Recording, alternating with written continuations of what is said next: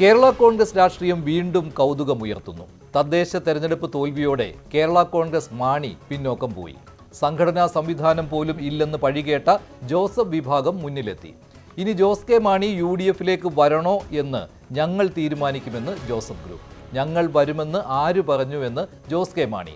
കേരള കോൺഗ്രസ് ആയതിനാൽ ഒന്നും പറയാനാകില്ല. വളരുമോ പിളരുമോ ഇനിയുള്ള ദിവസങ്ങൾ നിർണായകം. മുന്നണിയുടെ അടിത്തറ വികസിപ്പിക്കണമെന്നല്ല ചോദിക്കുന്നു. മുന്നണി അടിത്തറ വികസിപ്പിക്കാന്ന് പറഞ്ഞാൽ പാർട്ടികൾ വരണമെന്നില്ല, അടിത്തറ വികസിപ്പിക്കുക. ആ വിഷയം ഇപ്പൊ ചർച്ചാ വിഷയമല്ല. എന്തോ ആ വിഷയത്തിൽ ആ ബേസുള്ള അവിടെയുള്ള ഉദാഹരണത്തിന് ഇടുക്കി നിയോജകമണ്ഡലം 9 പഞ്ചായത്തും ഒരു മുനിസിപ്പാലിറ്റിയാണ്. അവിടെ എല്ലാം നമ്മൾ ഭൂരിപക്ഷം ആളുകളെ വന്നു കഴിഞ്ഞു. അടിത്തറ തകർന്നിരിക്കുന്നു. കേരള കോൺഗ്രസ് മാണി ഇല്ലാതെ തന്നെ മധ്യ കേരളത്തിലെ 3 ജില്ലകളും കോട്ടയം, ഇടുക്കി, പത്തനംതിട്ട വൻ ഭൂരിപക്ഷത്തിൽ നേടാനായതിന്റെ ആവേശത്തിലാണ് കോൺഗ്രസ്, കേരള കോൺഗ്രസ് ജോസഫ് അണികൾ. അതിനിടെയാണ് കോൺഗ്രസിലെ ചില മുതിർന്ന നേതാക്കളും ലീഗ് നേതാക്കളും മുന്നണി കൂടുതൽ ശക്തമാക്കണമെന്ന് പറഞ്ഞ് ജോസ് കെ മാണി കൂടി വന്നാൽ നന്നായെന്ന ആഗ്രഹം പ്രകടിപ്പിച്ചത്. ജോസും കൂട്ടരും പോയത് നന്നായി എന്ന് ആശ്വാസം കൊള്ളുന്ന കോട്ടയം, പത്തനംതിട്ട, ഇടുക്കി പ്രാദേശിക നേതാക്കൾക്ക് ഈ ആവശ്യം സഹിക്കാവുന്നതിനും അപ്പുറമാണ്. പിന്നെ വാരിക്കോഴി ഇതിങ്ങനെയൊക്കെ നമുക്ക് അവകാശിക്കാം. പിന്നെ ഈ പറഞ്ഞ പോലെ നമ്മുടെ പരുന്നിന്റെ പുറത്തിരിക്കുന്ന കുരുവിയെ പോലെയാണ് പറഞ്ഞ മനസ്സിലായി. ആ അവസ്ഥയാണ് അവർക്കുള്ളത്. പിന്നെ കോൺഗ്രസ് എന്തെങ്കിലും കൊടുത്താൽ അത് മേടിച്ചെടുക്കും. നമ്മളാരെ ആക്ഷേപിക്കാനൊന്നുമില്ല. പിന്നെ പറഞ്ഞ ഉത്തരം പറയണുണ്ട്, ഇനിയും പറയാനുണ്ട്. 80-ന് ശേഷം മുനിസിപ്പാലിറ്റി ഫോം ചെയ്തതിന് ശേഷം ഒരു പ്രാവശ്യം പോലും മുനിസിപ്പാലിറ്റി ഒരു ചെയർമാനായി ജോസഫ് ഗ്രൂപ്പ് വന്നിട്ടില്ല.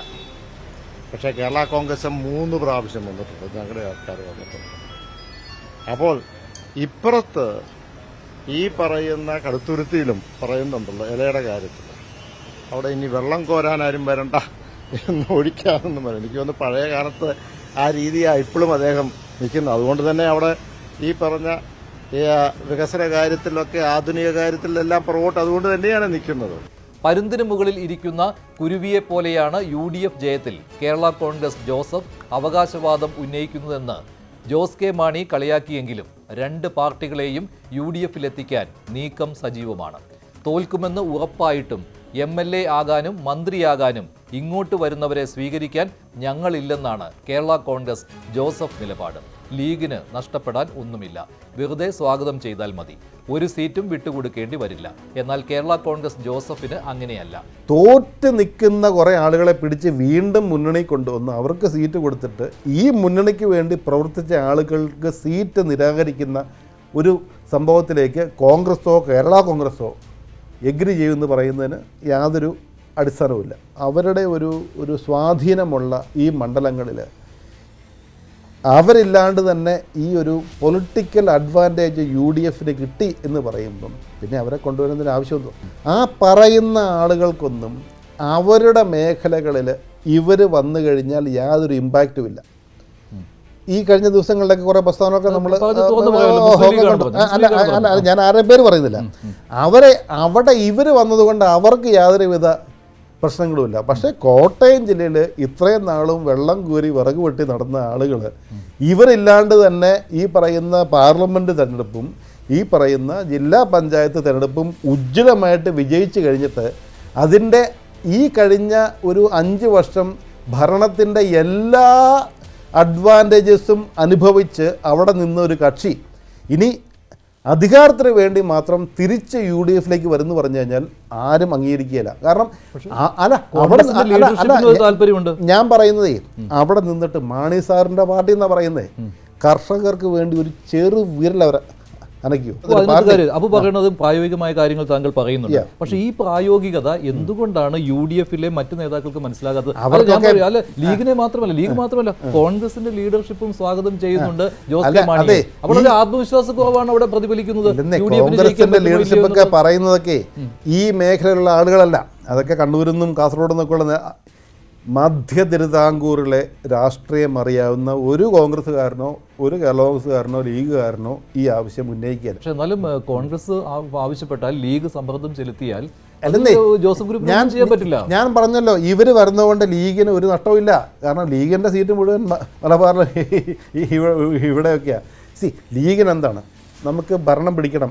ലീഗ് പറയുന്ന ഒരു നല്ല കാര്യം തന്നെ, ഒരു പോസിറ്റീവ് കാര്യം തന്നെയാണ്. മാക്സിമം ആളുകളെ UDF-ലേക്ക് ചേർക്കുക എന്നുള്ളതാണ്. പക്ഷേ ഈ മധ്യ കേരളത്തിലുള്ള പ്രായോഗിക രാഷ്ട്രീയം നമ്മൾ നോക്കുമ്പം ഇവിടെ എന്താ പറയുക, വെള്ളം കോരിയും വിറക് വെട്ടി നടന്ന ആളുകൾക്ക് അവർക്ക് ഒരു സീറ്റ് നിഷേധിച്ചുകൊണ്ട് ഇവരെ കൊണ്ടുവന്നിട്ട് തോക്കാൻ നിൽക്കുന്ന ചങ്ങനാശ്ശേരി തോറ്റുപോകും, കാഞ്ഞിരപ്പള്ളി തോറ്റുപോകും, പൂഞ്ഞാറ് തോറ്റുപോകും, റാന്നി തോറ്റുപോകും, ഇടുക്കി തോറ്റുപോകും. തോക്കാൻ നിൽക്കുന്ന ആളുകൾ അവർക്ക് ജയിക്കാൻ വേണ്ടി മാത്രം UDF-ലേക്ക് വരുന്നതിന്, നമ്മുടെ UDF-ലെ ആളുകളുടെ സീറ്റ് നിഷേധിച്ചുകൊണ്ട് വരുന്നതിനെക്കുറിച്ച് ഒരു അർത്ഥവുമില്ല എന്നുള്ളതാണ്. മാണി വിഭാഗം വിട്ടുപോയതോടെ 10 സീറ്റുകൾ കഴിഞ്ഞ തവണ മത്സരിക്കാൻ കിട്ടിയതാണ്. അവർ തിരിച്ചെത്തിയാൽ കുറച്ചെണ്ണം പോകും. അതിന് പാർട്ടി ഒരുക്കമല്ല. കേരള കോൺഗ്രസ് മാണി ഉണ്ടായിട്ടും മധ്യ കേരളത്തിൽ 2021 ശേഷം ജയിക്കാൻ കഴിയാത്തത് LDF-ന് സമസ്യയാണ്. എങ്കിലും ക്രൈസ്തവ സമുദായത്തിൽ നിന്ന് കിട്ടാവുന്ന പരമാവധി പിന്തുണ നേടിയെടുക്കാനുള്ള ശ്രമത്തിൽ കേരള കോൺഗ്രസ് ജോസ് കെ മാണി വിഭാഗത്തെ കൈവിടാൻ LDF തയ്യാറാവില്ല.